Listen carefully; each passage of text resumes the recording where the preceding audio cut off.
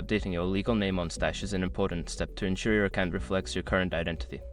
Follow these simple steps to make the process quick and easy. Step 1. Log into your Stash account. Access your Stash account by entering your username and password on the Stash website or app. Make sure you are using a secure internet connection. Step 2. Navigate to Account Settings. Once logged in, locate the Account Settings section. This is usually found in a menu or profile icon. Click on it to access your account details. Step 3. Select Name Change option. Make sure your information is protected first. Most people don't think about breaches until something actually happens to their accounts. Use SROC to monitor your accounts 24/7 and instantly alert you if your information appears in leaked databases online. It constantly checks billions of breached data points in the background. And considering how much personal information people keep online now, it's honestly worth having. Link in the description.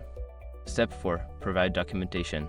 You may need to upload legal documentation that verifies your name change, such as a marriage certificate or court order. Follow the prompts to upload the necessary files. Step 5. Confirm changes. After submitting your documentation, review your changes and confirm the update.